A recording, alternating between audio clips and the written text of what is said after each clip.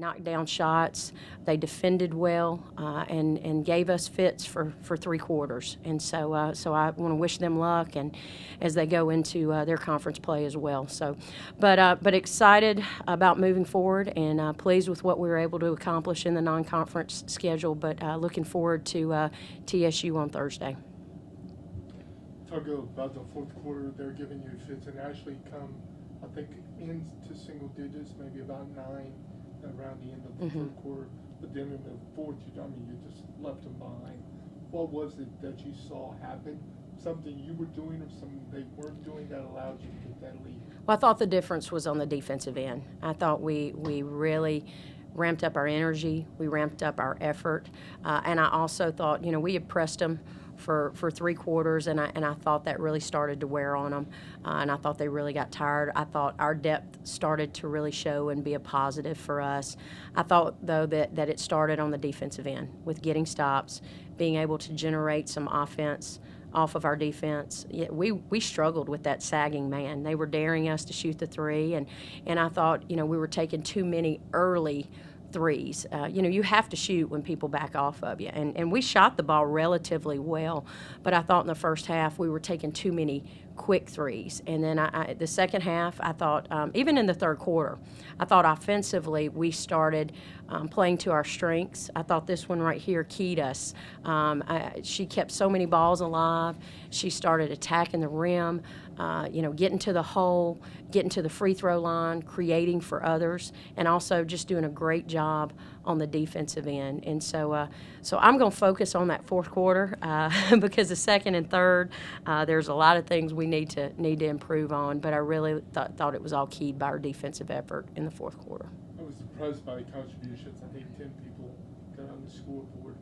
Must feel good for you at this point in the season to be able to just call people up and see them contribute as far as just not score. It seemed like you got a lot of contributions at both ends from a lot of people. Well, I think this team has a lot of strengths, but I think our biggest strength is our depth. I think we are really deep.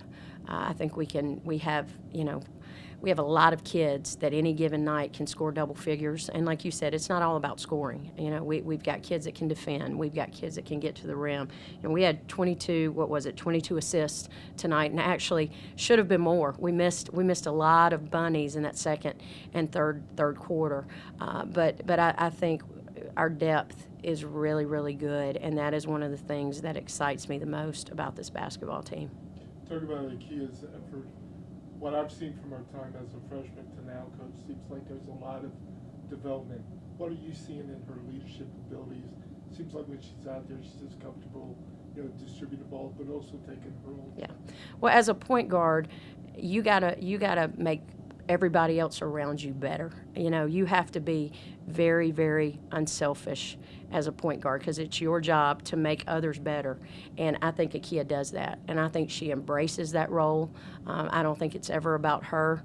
I think she's always looking to try to set her teammates up for success. And, I've still got another year and a half with her. But by the time she's finished playing here, I think her name will be in the record books for assists, no doubt. And so, she's just grown so much. I think she's really understanding her role. She's understanding what we need her to do on both ends of the floor. And I think she's a quiet leader. You don't always hear her. She's not out there and going to be real loud and boisterous, but she's always going to others one-on-one, helping them grow, helping calm our team down when maybe things aren't going the right way, and just being willing to step up and make plays for us. And what I love most about her is she's so coachable right now. And I trust her. I really trust her with the ball in her hands. Same for Kentoria Alexander. They're tough to guard. Yeah, it is a nice combo, and to be able to push pace with those guys, to be able to get one in and rest the other and bring another in, that is fast and quick and can break you down and can defend, and to come in fresh, it really makes it difficult for our opponents. So I think they are one of the best duos as far as at that position in the league. Talk about what you saw today, Akia. They got a little close, started frustrating you guys a little bit, but then you were able to pull away. What did you see happen that allowed you guys to create that separation? Like Coach said, it was the defense. They told us at halftime, once we step our defense up and pressure and get up in them like we usually do, our offense will come, and I think that's what happened. How about your own effort out there? Looks like you're really comfortable distributing the ball, but also you can take your own shot when you need to. Are you, after 2.5 years, are you kind of feeling good about being out there? I am. My coaches and teammates believe in me to make decisions, and they tell me to play to my strengths. Coach told me at halftime, play to my strength, just attack and get in there and get fouls, and that's what I did. Coach, you got Thursday you start the conference with Tennessee State. I know maybe you haven't watched a lot of film on them, but what are you thinking from last year and what you've heard about them? What are you thinking they may throw at you on Thursday? Well, let me tell you, TSU's a good team. Their record, is probably not where they want it, but you can't judge them by their record. And I have absolutely been watching them on film. I've been watching Tennessee Wesleyan and them at the same time because TSU is a team you really got to prepare for.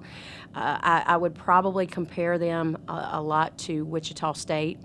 Wichita State pressured us, pressed us, ran a lot of defenses at us, and we didn't handle it always extremely well.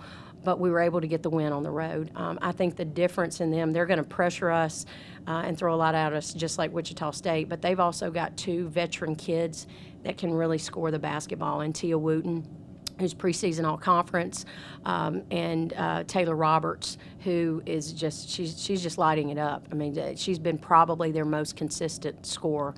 And so we will have a great challenge on our hands on Thursday night. We're going to have to take care of the basketball. We're going to have to handle their pressure, but we're also going to have to get stops on the defensive end. They are a phenomenal rebounding team, one of the best in the country. And if you look at where they rank in the NCAA wise, they're pretty high on rebounding, offensive rebounding. They are just, they're not necessarily going to beat you on their first shot, but they will destroy you on their second shot. And they play extremely hard. I think Coach Kearns is doing an excellent job there. They have my utmost respect, and they have my utmost attention going into Thursday. I guess the last thing to ask you is you playing really well now. You're hitting on all cylinders on both ends of the floor.